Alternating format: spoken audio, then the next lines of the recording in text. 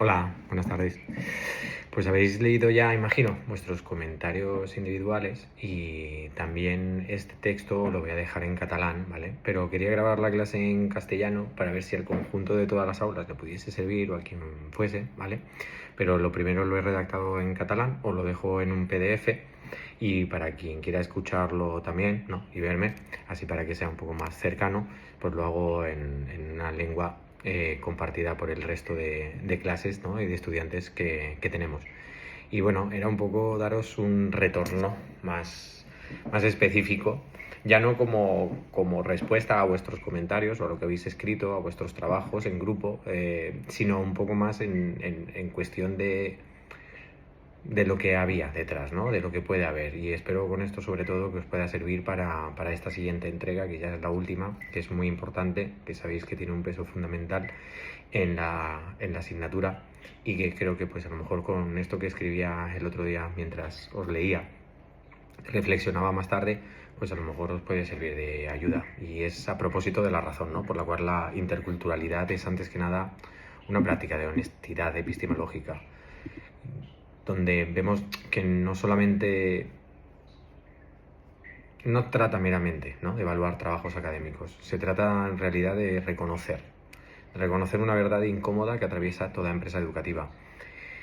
Aquello que escribimos revela siempre, tanto más que nuestras palabras, ¿no?, el lugar desde el cual pensamos, los horizontes que colonizamos sin saberlo y las violencias simbólicas que naturalizamos también a veces sin saberlo o sin quererlo, bajo un velo de buena intención. En esta cuarta evaluación continua hemos advertido una y otra vez, ¿no?, que ha habido un patrón, no perturbador, no voy a ser tan estricto, pero sí que debería hacernos reflexionar. Y esa es la grandeza, ¿no?, de todos estos trabajos. No es la ausencia de conocimiento, es algo más profundo, es la dificultad de desaprender, ¿no?, la lógica que nos ha formado. Esa es la verdadera dificultad, ¿no?, a la que os vais a enfrentar en el futuro y ahora como profesionales que trabajan con otras personas. La dificultad de abandonar esa seguridad de las etiquetas, de los modelos clasificatorios, de esa seguridad que Bourdieu llamaría, ¿no?, el hábitus institucional.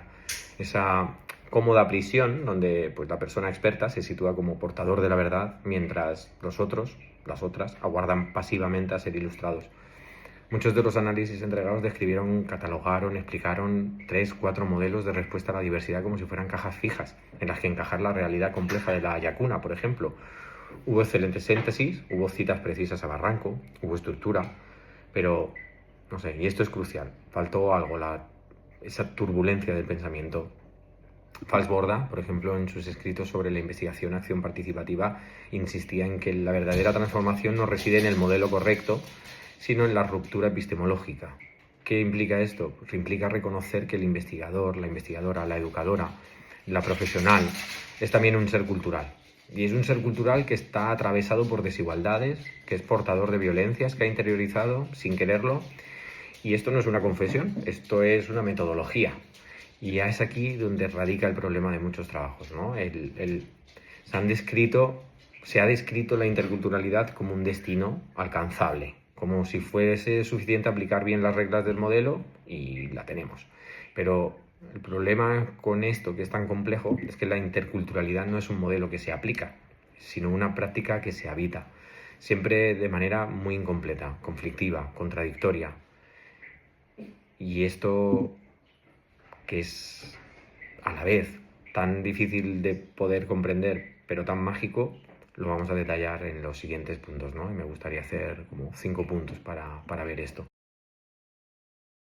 El primer punto que os quería, ¿no?, que quería ver con vosotras y con vosotros era precisamente el de la concepción de la cultura, ¿no?, la necesidad de esa incertidumbre. La transición de sabores del mundo al universo de Samara, por ejemplo, no habría de presentarse como un progreso lineal de lo estático a lo dinámico, eso sería demasiado fácil, sino algo menos reconfortante. Lo que habría debido escribirse es que la cultura no es un objeto que se descubre, sino un horizonte, ¿no?, un horizonte que se construye en común. Y siempre, siempre, siempre de manera precaria. No intentemos pensar que lo hacemos de una forma noble, de una forma no noble en cuanto a nobleza de moral, sino que lo hacemos de manera precaria, frágil, vulnerable. Es es una condición a la recolonización. Cuando las educadoras, por ejemplo, ¿no? en el supuesto que os poníamos, decidieron no predefinir un producto final en Samara, no era tanto porque hubieran alcanzado la verdad intercultural, sino era porque habían aprendido, pero a través del conflicto, no a través de la lectura, que la participación auténtica exige renunciar a la ilusión del control, exige habitarse a uno mismo, a una misma, como sujeto, que puede equivocarse. Y esto no aparece claramente en la mayoría de los análisis. Lo que habría debido profundizarse es que en los sabores del mundo, por ejemplo, cuando las mujeres magrebíes, las gitanas, las centroamericanas fueron convocadas a mostrar su cultura culinaria, aquello no era únicamente un fracaso de diseño pedagógico, era la reiteración de una violencia muy antigua, ¿no? Una violencia que reduce a las mujeres no occidentales a ser portadoras de tradiciones, a representantes de una autenticidad que supuestamente poseen. Esto es lo que Rivera Kusikanki desvela, ¿no? Cuando habla de cómo el colonialismo interno continúa operando día a día mediante la domesticación de la diferencia. Un segundo punto era historizar la diversidad. No es natural que haya gitanos, magrebíes, centroamericanos en la Yacuna. Podemos decir que no es natural, ¿no?, que haya gitanos, magrebíes en cualquier sitio que no sea su lugar de origen per se. Es natural la migración y se debe a ciertas cosas, y esa naturalidad se pierde en el momento en que esto no es una riqueza multicultural que la historia haya regalado al barrio, es el producto de movimientos migratorios que responden a la acumulación capitalista global, responde a violencias coloniales que continúan operando, a desigualdades económicas estructurales que obligan a millones de personas a abandonar sus hogares, buscando sobrevivir. Mercedes Javardo, que es una de las teóricas de los movimientos de mujeres migradas, con quien tengo el honor de compartir asignatura, pero además que fue mi directora de tesis, ha documentado minuciosamente, ¿no?, cómo la diáspora no es una opción culturalmente rica. La diáspora es, primero y principalmente, una condición impuesta por las jerarquías de poder que estructuran el sistema mundial. Los gitanos y las gitanas fueron romantizados como nómadas por los estados europeos mientras simultáneamente se les negaban los derechos más básicos y se les negaba el derecho a la existencia con el resto. Los magrebíes llegaron a España para llenar los vacíos laborales que la industrialización creaba, mientras se les negaba la plena ciudadanía. Y los centroamericanos llegaban a España porque sus economías han sido colonizadas, expoliadas, precisamente por los mismos poderes europeos y norteamericanos que ahora les reciben, ¿no?, con recelo. La lección de Javardo, por ejemplo, en esto es que los movimientos migratorios, esas diásporas, no son simplemente culturalmente interesantes, son testimonios vivos de las injusticias del orden mundial. Y más crucialmente, lo que nos enseña es que la diáspora se produce bajo condiciones muy específicas de poder, que no desaparecen en el acto de la migración, que esta romantización, la identidad del migrante, no se construye en libertad, sino dentro de marcos de poder que continúan regulando quién puede hablar, cómo puede ser, qué partes de su cultura son aceptables y cuáles son estigmatizadas. Cuando hablamos de diversidad, entonces, no podemos abstenernos de contar esa historia de violencia estructural. No podemos permitir que la interculturalidad flote en la abstracción de los modelos sin historizar radicalmente las condiciones materiales. Estas han creado la multiplicidad, ¿no?, que celebramos. Una educación verdaderamente intercultural debe partir de aquí, de una crítica radical de los sistemas que crean la migración involuntaria, que condenan a millones y a millones de personas a vivir en el exilio, que construyen los marcos de poder dentro de los cuales las diversidades deben existir. Sin esta historización material, la interculturalidad corre el riesgo de convertirse en un ejercicio estético de tolerancia, una cosmética de la injusticia estructural. Otro punto sobre los saberes etnográficos, ¿no?, esa responsabilidad de quien observa. Cohen Emerick, citada por Barranco, propone el descentramiento como práctica metodológica, la necesidad de que el educador o la educadora se interrogue a sí mismo, ¿no?, que cuestione sus propios códigos culturales antes de juzgar los ajenos. Lo que habría debido escribirse con mayor radicalidad es que los saberes etnográficos de estas educadoras no son depósitos de conocimiento objetivo, son, en primer lugar, evidencias de su posicionamiento, de un posicionamiento de poder. Las educadoras de la Yacuna, al aprender a observar al barrio de manera diferente, no desde los estándares institucionales, sino desde la escucha encarnada, no estaban simplemente mejorando su comprensión, lo que estaban renunciando era a ciertos privilegios epistémicos. Y estos privilegios estaban permitiendo que su propia subjetividad fuera cuestionada. Lo que estaban ellas haciendo es alterar, transformar esa propia existencia por el encuentro con quienes habían sido reducidos a objetos de intervención. Esto es lo que Freire, ¿no?, llamaba conciencia crítica. No es tener las respuestas correctas, sino el coraje de cuestionarse a uno mismo, de preguntarse y redefinirse a uno mismo mientras se cuestiona al mundo. Siguiente punto que quería tratar era sobre el poder, ¿no? Esa dificultad de la horizontalidad, de las invisibilidades que perseveran. Muchos análisis contrapusieron, ¿no? Han contrapuesto un poder vertical, los sabores, y con un poder horizontal, Samara, como si ambos fueran estados finales alcanzables. Pero la cuestión aquí es que la horizontalidad no existe. Puede existir, en todo caso, una negociación constante del poder. Michel Foucault nos advertía que el poder no es algo que se posee o que se cesa de ejercer por simple voluntad. El poder es relacional, es productivo, es distribuido de una miríada de microrelaciones, ¿no? Que atraviesan cada interacción, cada espacio, cada institución. No es suficiente que las educadoras acepten participar de manera democrática, si al mismo tiempo la institución misma, la municipalidad, la escuela, los servicios sociales continúan siendo una estructura de poder que define los márgenes de posibilidad de lo que se puede pensar y hacer. Y en esto Gillian Tett, una de las antropólogas de los sistemas financieros y de las fracturas culturales, ha demostrado brillantemente, ¿no?, cómo las organizaciones que creen precisamente estar abiertas a la participación a menudo reproducen jerarquías invisibles. Los silos mentales que ella describe no son mera ignorancia, son productos de unas estructuras de poder que no nos conforman. En la Yacuna, incluso con un grupo motor participativo, existían estas fracturas. ¿Quién podía hablar? ¿Cómo se hablaba? ¿Qué temas eran considerados educativos y cuáles no? ¿Quién tomaba las decisiones finales? Estas divisiones de la realidad social, estas formas de no comunicación dentro de la aparente comunicación, son la base sobre la cual continúan operando las jerarquías. Y Zanami Martínez, en sus estudios sobre el poder en contextos educativos interculturales, ha documentado precisamente, ¿no?, cómo las mejores intenciones no trascienden automáticamente las relaciones de poder profundamente arraigadas. Lo que ella revela es que esta participación, sin una deconstrucción constante de cómo el poder opera dentro de cada espacio, cada dinámica, se puede convertir en una cómplice de la reproducción de las mismas jerarquías que pretende transformar. Y la verdadera transformación no reside en la existencia de un grupo motor participativo, aunque es súper valioso. Reside en el reconocimiento consciente de que el poder nunca desaparece, pero puede redistribuirse si estamos dispuestas, ¿no?, a la incomodidad permanente, si estamos dispuestas a que quien llega con credenciales académicas, esas educadoras, sean cuestionadas por quien llega con sabiduría encarnada, las madres y los padres del barrio. Si somos capaces de reconocer que Foucault tenía razón, el poder no es un fenómeno monolítico, ¿no?, sino una red de relaciones en constante transformación, y solo comprenderla en profundidad permite resistirla de manera efectiva, entonces estamos en buen camino. Este último punto, ¿no?, que quería trabajar era sobre la diversidad como valor, el riesgo de la romantización y la multiplicidad que se oculta.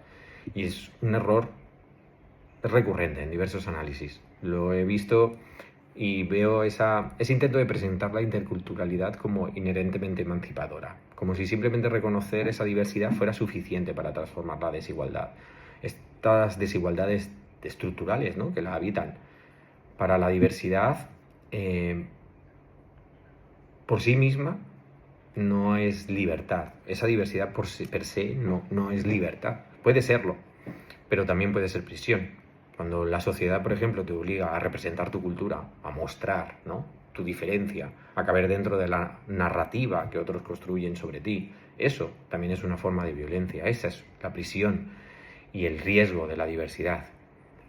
Günter Dietz y Selene Mateos, con quienes hice mi postdoctorado en México, apuntaban muy bien en esto de la educación intercultural y de la diversidad, su concepto de diversidad de diversidades. Y han revelado algo que a menudo pasa desapercibido, que dentro de los grupos que hacen demanda de poder, en nombre de la diversidad y de la interculturalidad, también existen formas de poder, exclusión y jerarquía. No hay un grupo monolítico de inmigrantes, ni un colectivo homogéneo de gitanos, ni una comunidad musulmana uniforme. Dentro de estos grupos hay diversidades que son subyugadas tanto por el poder del grupo mayoritario como el poder intragrupal, ¿no?, que a menudo funciona de manera invisible. Esto lo sabéis, seguro. Y estas dinámicas merecen una atención especial. La mujer magrebí en España, por ejemplo, no solo está atravesada por la discriminación de la sociedad mayoritaria basada en el orientalismo, sino el racismo, la islamofobia, pero también, en muchos casos, atravesada por las expectativas patriarcales de su propio colectivo, por la presión de mantener la cultura, de ciertas maneras prescriptivas que limitan su agencia, que la demandan, que sea representante de esa cultura, mientras internamente puede cuestionarse de formas que le parecen traiciones cuál es esa cultura que quieren que represente, ¿no? Y que lleve en el tiempo. El hombre homosexual dentro de un grupo gitano en España no solo enfrenta la homofobia de la sociedad mayoritaria, sino a menudo también la de los suyos, en contextos donde la sexualidad es regulada por normas de género muy rígidas, que se alegan como tradición, ¿no? Una tradición que puede ser también traición hacia el grupo y que castigan con la disidencia.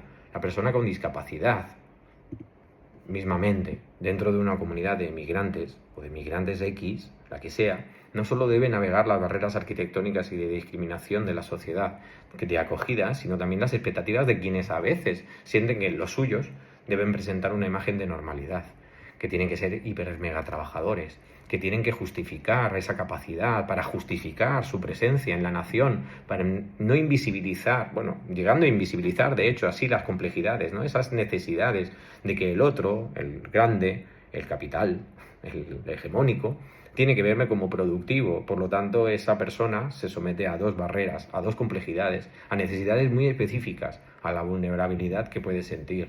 Estas no son excepciones, son la norma. Aquí me centro en que la verdadera práctica intercultural no consiste en celebrar la diversidad, consiste en cuestionarla, en dejar que sea cuestionada, en permitir que se transforme y sobre todo en reconocer las violencias que operan dentro y entre los grupos que suponemos solidarios los unos con los otros. En Samara, cuando dedican un mes a la cultura gitana, ¿qué sucedió realmente? ¿Se trató de un espacio donde los gitanos y las gitanas del barrio pudieron redefinirse a sí mismos lejos de los estereotipos? ¿O fue, a pesar de las mejores intenciones, un espacio donde nuevamente se les pedía que mostraran su cultura para que otros aprendieran? Aún más importante, dentro de ese espacio participativo, ¿qué gitanas pudieron hablar? ¿Qué gitanos se sintieron cómodos cuestionando las normas de su propio colectivo? ¿Hubo espacio para la multiplicidad real o se reforzó una versión presentable de la gitanidad?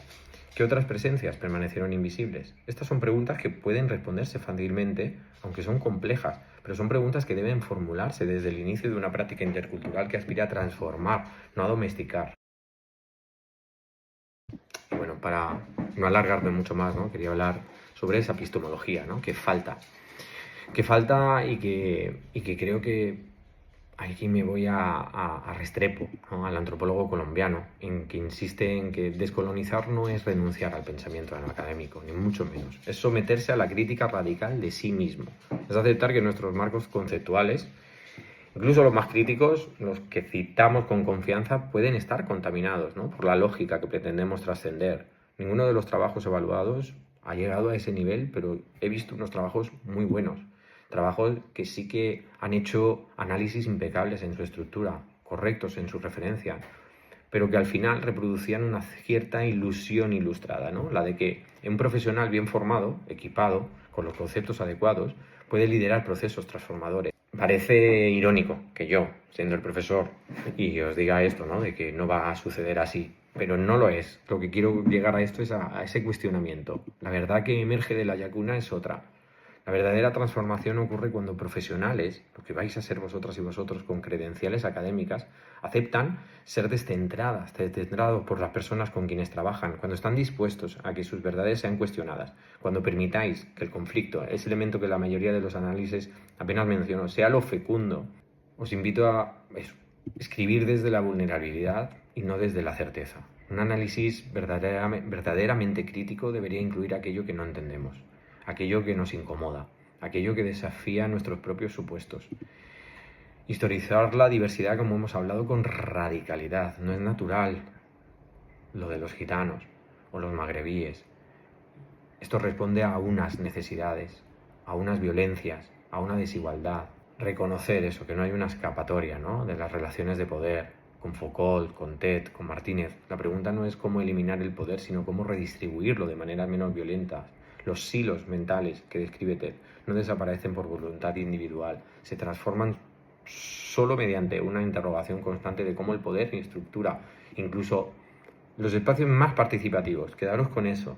Percatarse igualmente de las diversidades dentro de la diversidad. Siguiendo a Dietz y Mateos, debemos ser capaces de reconocer que dentro de los grupos que demandan justicia en nombre de la diversidad y la interculturalidad, también hay jerarquías, hay exclusiones, hay formas de poder que se reproducen. Y por último, distinguir entre intención y efecto. Que algo se haga con buenas intenciones no lo hace transformador. también quedaros con esto. La verdadera transformación ocurre cuando estamos dispuestos a ser transformados, nosotros mismos, ¿no? Paulo Freire escribía que la educación es un acto de amor, pero amor en su sentido no significa sentimentalismo, significa una disposición radical a que el otro nos cuestione, nos cambie, nos humanice. La interculturalidad no es un modelo que se aprende en un seminario, es una práctica que se habita en comunidad, con los riesgos, con los conflictos, con las contradicciones que eso implica. Quienes habéis escrito, ¿no?, sobre el universo de Samara, habéis aprendido, con H intercalada, algo muy importante. Y es que la educación puede ser diferente, que es posible crear espacios donde la diversidad no es tolerancia pasiva, y que pasivamente, sino activada como un recurso de transformación colectiva, es como se genera. Pero que nos falta ese valor de preguntarnos, ¿a qué precio? ¿Qué perdemos? ¿Qué persevera? A pesar de todo, de las viejas jerarquías. ¿Qué nuevas jerarquías están surgiendo dentro de los mismos espacios participativos, ¿no? ¿Quién está tomando el control, la voz? ¿Quién está dirigiendo el grupo? ¿Cómo está formando ese grupo? ¿Dónde? ¿En qué lugar de la ciudad? ¿En qué lugar? ¿En qué momento determinado? ¿Mañana? ¿Tarde? Todo eso implica. Y esto no es una imposición o una interposición hacia el nihilismo de decir, bueno, pues es que entonces no podemos hacer nada. No, todo lo contrario. Es precisamente el decir, pensando todo esto y reconociendo que existe esto, es cuando realmente estamos trabajando en pos de que algo sea interculturalmente rico. Estas preguntas incómodas, este pensamiento que no se conforma con respuestas limpias, es lo que une a Bourdieu, a Falsborda, a Freire, a Rivera, a Cusicanqui, a Restrepo, a Jabardo, a Dietz, a Mateos, a Tet, a Martínez.